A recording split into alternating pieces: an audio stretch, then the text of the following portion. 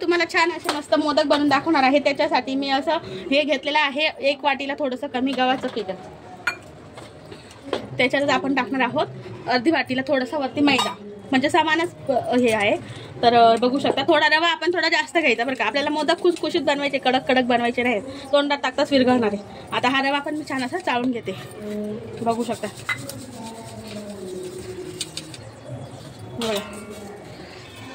आता आपण ह्या पिठामध्ये मोहन टाकायचं आहे आपल्याला, थांबा मस्त तुम्हाला दाखवतो बघा मस्त असं।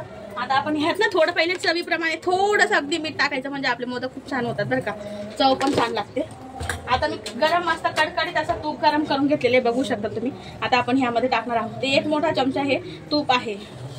पोहे खाण्याचे समजा 4 चमचे हे तूप आहे, आपण पोहे खातो ना त्या चमच्याने हे 4 चमचे तूप आहे। तर आता आपण हे छान असं मोहन हे टाकलेलं आहे ना, तर खूप गरम आहे, हळूहळू आपल्याला हे एकजीव करून घ्यायचं आहे। आपल्याला गरम गरमच हे मोहन टाकून आणि हे करायचं का, त्याच्यामुळे आपलं पीठ छान असं मोकळं मोकळं सुटसुटीत होईल। आणि सगळ्यात महत्त्वाचं म्हणजे मोदक बनवण्यासाठी जे पीठ मळतो ना आपण, ते दुधामध्ये मळायचं, म्हणजे खूप सुंदर असं आपलं पीठ मळलं जातं बरं का।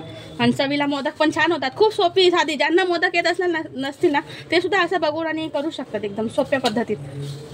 बघा हे बघा आपला मोहन आता बरोबर झालंय की ओळखायचं कसं, तर हा बघा हा गोळा तयार झाला म्हणजे आपलं मोहन छान एकजीव झालेलं आहे। तर आता आपण हे पीठ मळून घेऊया, बघू शकता जितकं आपण गव्हाचं पीठ घेतलं ना तितकं दूध घेतलेलं आहे। तर आपल्याला जितकं दूध आता ऍड करायचंय तेवढं करूया। हे बघा हळूहळू करायचं बरं का, एकदम दूध टाकायचं नाही, तर आपलं पीठ पातळ होतं। आणि मेन गोष्ट काय होते, हे जेव्हा आपण हे पीठ दुधामध्ये मळतो ना तर हे पीठ तुला सुकतं पटपट, तर रवा पण असतो ना तर त्याला थोडं दूध जास्त लागतं ना, मग थोडंसं सैलसरच पीठ मळायचं, हा कारण हा गोळानंतर घट्ट होतो।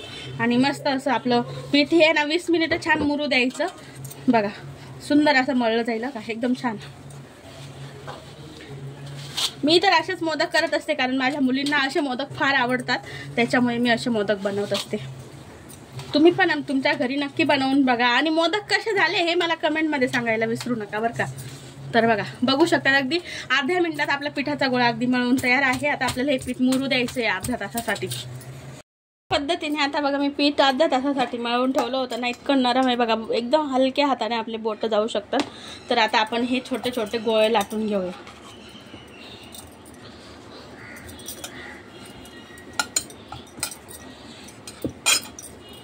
बघू शकतात मळून दाखवलं, इतकं नरम असं झालेलं आहे ना, खूप सुंदर असं बघा आपलं पीठ एकदम मऊ होते, एकदम हलक्या हाताने जरी केलं तरी होऊ शकतं। आता मी लाटून घेते, इकडे आपण तूप गरम करायला पण ठेवून घेतलेलं आहे बघू शकतात तुम्ही। तर आता मी तुम्हाला मोदक बनवून दाखवते मस्त। तर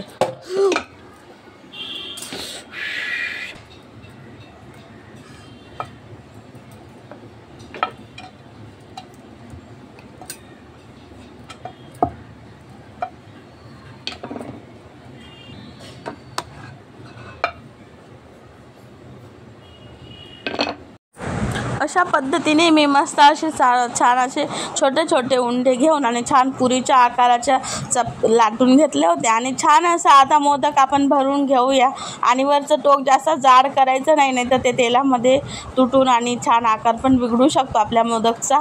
तर अशा पद्धतीने मोदक बनवणं इतकं सोपं आहे, तुम्ही सुद्धा बनवू शकता। आणि मी झटपट अशाच कळ्या पाडून घेत असते, मला त्या फुलाच्या कळ्या बनवता येत नाही, तर अशा पद्धतीने मी बनवते कळ्या। तर चला आपले मोदक आता तर तयार आहेत। आता छानपैकी तूप गरम करायला ठेवलं होतं, तूप पण गरम झालं होतं, त्याच्यामध्ये आता मी एक एक करून मोदक सोडून घेतले। आता मस्त असे खरपूस भाजून घेऊया। पण सगळ्यात महत्त्वाची टीप लक्षात ठेवायचं की गॅसची फ्लेम आपल्याला अजिबात फास्ट अशी करायची नाही, एकदम मीडियम टू लो फ्लेमवरती आपल्याला हे मोदक छान क्रिस्पी करून घ्यायचे। त्याच्याने इतके सुंदर खुसखुशीत होतात, आणि शपथ सांगते इतके सुंदर होतात की विचारू नका। बघा किती सुंदर असा एकसारखा आकार आलेला, एक आकार पण आणि कलर पण आलेला आहे। तर खूप सुंदर असे आपले मोदक तयार आहे। तुम्हाला रेसिपी आवडली का? रेसिपी आवडली असेल तर लाईक करा, शेअर करा, सबस्क्राईब करा, आणि तुम्ही असे मोदक बनवा आणि गणपती बाप्पांना नैवेद्य दाखवा। खूप सुंदर असे मोदक आपले तयार आहे। चला मग भेटूया नवीन व्हिडिओमध्ये, तोपर्यंत सगळ्यांना बाय बाय आणि धन्यवाद माझे व्हिडिओ बघण्यासाठी। असाच तुमचा सपोर्ट मला राहू द्या, आणि लवकरात लवकर आपलं चॅनल पण मोनेटाईज होईल मग। तर चला मंडळी, आवडले बघा मोदक, सुंदर, वा खूप छान, वा वा।